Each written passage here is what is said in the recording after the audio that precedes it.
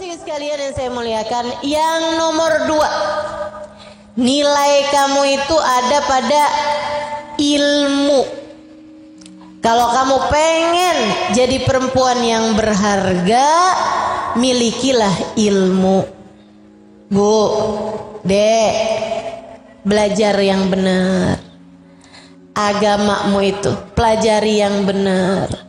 Jangan sampai kamu sebagai perempuan gak tahu gitu, ini saya keluar darah wajib sholat apa enggak ya, ini saya kalau kayak gini nih wudhu saya batal apa enggak ya. Kamu jangan sampai gak tahu. Kamu jangan sampai ngerjain ibadah tapi kamu gak paham ibadah tersebut itu sah atau tidaknya. Bahkan ada, mudah-mudahan kita tidak menjadi salah satunya teman-teman saudariku sekalian, yang bahkan gak bisa baca Quran.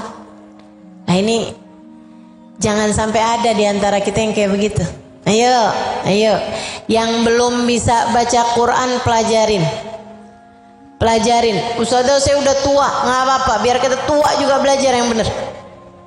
Karena ilmu tuh punya nilai ya teman-teman. Ilmu tuh bikin orang jadi punya nilai di mata Allah Subhanahu Wa Taala. Ibu-ibu, teman-teman, ada nggak lihat apa orang tuh kalau dia berilmu, dia jadi ulama, jadi mulia deh. Betul apa enggak? Masya Allah. Orang tuh kalau punya ilmu dia jadi bernilai gitu. Subhanallah. Makanya kalau mau nyari kemuliaan adanya pada ilmu. Kata Nabi Muhammad gini, man arada dunya fa alaihi bil ilmi. Siapa yang pengen mulia dunia, dia mesti punya ilmu. Siapa yang kepengen bahagia di akhirat, mulia di akhirat, dia juga mesti berilmu. Wa man aradahuma fa alaihi bil ilmi. Siapa yang kepengen mulia dunia akhirat, maka itu juga bisa didapat dengan ilmu. Perempuan-perempuan mulia semuanya adalah perempuan-perempuan yang berilmu.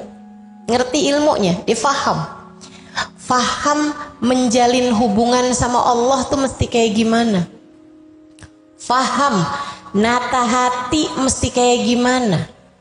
Bahkan semakin kamu berilmu, semakin ngerti isinya Al-Quran, ilmu tersebut akan menjadi cahaya yang menerangi jalan kehidupan dirimu itu.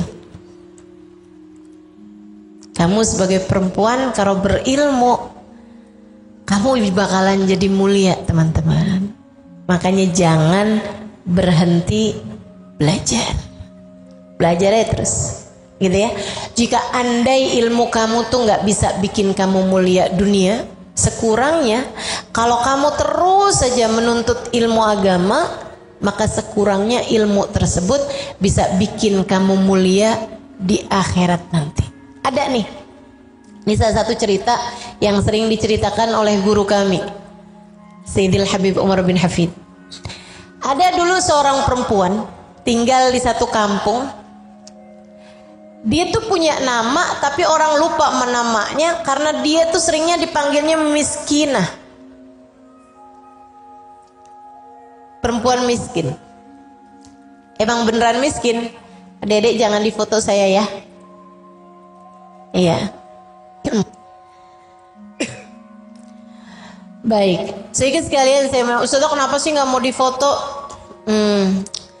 Saya itu belajar kepengen, masih baru kepengen dan masih baru belajar untuk jadi seperti yang disampaikan Sayyidah Fatimah tentang perempuan. Ini salah satu dari ilmu nih. Ya, Sayyidah Fatimah menyampaikan tentang sebaik-baik perempuan, an la tara rajulan wa la yarahar rajul, yang tidak dilihat laki-laki dan yang tidak melihat laki-laki. Masih jauh, tapi saya belajar untuk tidak dilihat sama laki-laki yang bukan mahram saya. Nah, kalau teman-teman foto, takutnya kan ntar fotonya kan dilihat sama suaminya, dilihat sama anaknya yang di HP itu. Takutnya kemana-mana. Enggak kok Ustazah, nih HP saya pegang sendiri gitu. Cuman buat liatin doang kalau kangen mau Ustazah. Misalnya nih, ada yang alasannya begitu ya. Teman-teman saya sekalian, HP kamu tuh nasibnya kayak gimana? Takut hilang, ya kan? Takut dicuri orang, kita nggak paham gitu. Ya saya sih lagi nggak doain ya, nggak doain. Tapi ya kalau itu terjadi gara-gara kamu foto saya, ya terserah dah. Insya Allah nggak ya Bu ya. Jadi kayak begitu. Saya masih belajaran, masa teman-teman nggak mau bantuin saya yang sedang belajar mengamalkan ilmu saya. Insya Allah mudah-mudahan ya. Sedikit sekalian yang saya muliakan, kembali kepada si miskinah tadi nih. Dia ini kerja, dia hidup sebatang kara, nggak punya suami, nggak punya anak, dan nggak punya saudara-saudara. Semuanya udah meninggal. Dia hidup sebatang kara, teman-teman. Kerjaan dia untuk menafkahi dirinya, ya, adalah bekerja sebagai tukang ngambilin air di sumur. Jadi emang beneran miskin banget gitu si perempuan ini. Jadi dia tuh akan ambilin air di sumur tuh dibawain ke rumahnya orang gitu ya, langganan dia. Nanti dia dikasih uang gitu. Nah dari situ tuh dia makannya gitu. Ini perempuan mulia nih, nggak minta-minta. Walaupun miskinnya kayak begitu, dia tetap kerja loh. Tetap kerja ngambilin air di zaman tersebut ya. Nah cuman bedanya dia itu setiap kali dengar ada majelis di mana aja di dekat di area kampungnya dia ada ulama datang gitu kan, di masjid mana aja dia pasti hadir. Didengerin, biar kata di pojokan itu didengerin aja. Terus nanti itu habisnya didengerin, diamalkan dalam kehidupan dia dan diajarkan kepada siapapun aja yang ditemuin. Si miskinah ini nih, biar kata dia miskin tapi dia erat sama ilmu. Jadi ntar tuh kalau lagi ngangkutin air tuh, dibawa air dari sumur ke rumahnya siapa gitu, dia ntar sambil cerita tuh sama teman-temannya gitu. Ini kan kita udah masuk bulan Rejab nih, jangan lupa yang katanya Ustadz kemarin tuh yang di masjid itu tuh.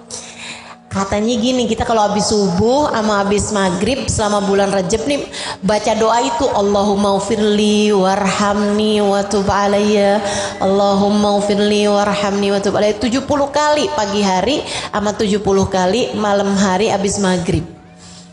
Oh iya, untung kamu ingetin nih miskinah, kalau nggak saya lupa. Tuh kan, sama itu lagi tuh bulan Rajab pokoknya banyakin puasa katanya. Dia selalu tuh ingetin tuh teman-temannya tuh, gitu kan. Dia ceritain apaan kemarin tuh ada Ustazah Halimah tuh, saya hadir tuh di majelisnya, yang di Masjid Raya Bogor gitu kan. Cerita Ummu Jamil, ya ampun. Apa yang dia terima dari ilmu dia sampaikan kembali, teman-teman sekalian, kepada siapapun aja yang dia temuin. Dia bukan perempuan berilmu tinggi gitu, bukan. Tapi dia amalkan setiap hal yang dia dengar dari para guru, para ulama, para kiai, para ustadz, para ustazah. Dan dia mengamalkannya serta mengajarkannya kepada siapapun yang dia temui. Itu aja yang dia lakukan. Selebihnya semuanya sederhana, dan seperti yang teman-teman udah dengar tadi, dia adalah orang yang sangat miskin. Satu hari meninggal dunia dong. Satu waktu dia meninggal dunia. Habis dia meninggal dunia, beberapa hari kemudian ada ulama di kampung itu, ada ustadz di kampung itu tuh, kiai di kampung itu, mimpiin dia. Tapi di mimpinya itu si miskinah pakai baju yang sangat mewah sekali, bahkan pakai mahkota, udah kayak ratu. Terus si Ummu Jamil jadi kayak begitu, gitu kan ya.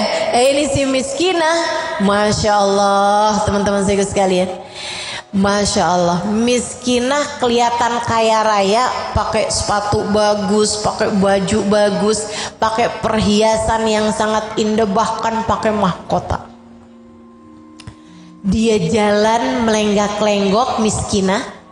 Kemudian dalam mimpinya si kiai ini tadi nih, orang alim tadi ini manggil dia gitu, ya miskinah, ya miskinah. Miskinanya noleh sambil senyum, dia bilang begini, zahabatil maskanah wa ja'al ghinal akbar.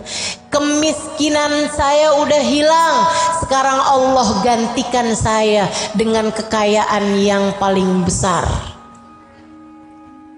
Wih, keren bener nih miskinah.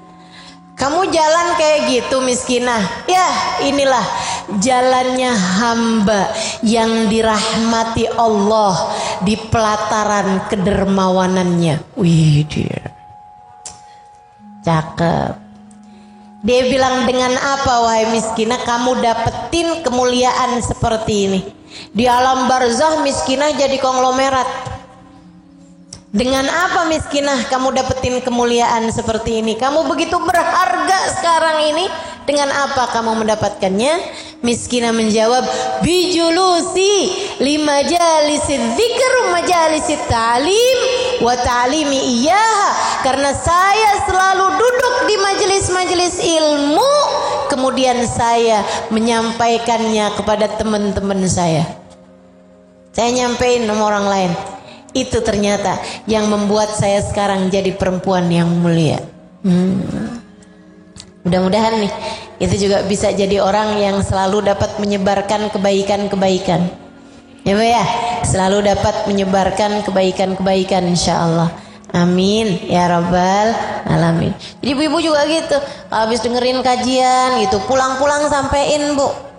Pulang-pulang sampein, gitu kan? Makanya kalau di pengajian tuh jangan ngantuk. Terus kok lupa-lupa gitu. Pokoknya ada tuh ya nak ya, orang ya, dia tuh istrinya Abu Lahab.